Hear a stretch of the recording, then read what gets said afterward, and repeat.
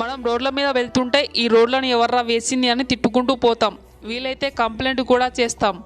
కానీ 20 సంవత్సరాల ముందు ఈ రోడ్లు ఫిక్స్ చేసే క్రమంలో ఒక వ్యక్తి చనిపోయాడు. అతని పేరు సత్యేంద్ర దూబే, ఒక ఐఐటి ఇంజనీర్. రోడ్లు నిజాయితీగా నిర్మించాలి అని అందరం అనుకుంటాం, కానీ ఎవరు నిజాయితీగా చేయరు. అతను ఇండియాలోనే టఫెస్ట్ ఎగ్జామ్ని క్రాక్ చేసి నేషనల్ హైవే అథారిటీ ఆఫ్ ఇండియాలో పోస్టు సాధించాడు.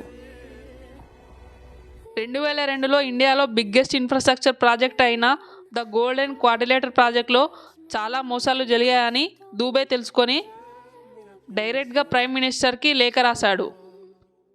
అందులో అతను రిక్వెస్ట్ చేస్తూ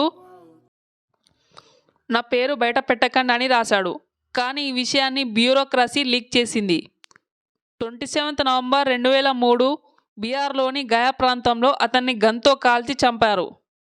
అతనికి ఎలాంటి ప్రొటెక్షన్ లేదు. ఈ కేసుని సిబిఐ టేకోవర్ చేస్తూ 3 చిన్న నేరస్తుల్ని అరెస్ట్ చేశారు. సిబిఐ ఇలా చెప్పుకొచ్చింది, వాళ్ళు దొంగతనం చేసే ప్రయత్నంలో దూబే గారిని చంపారు అని.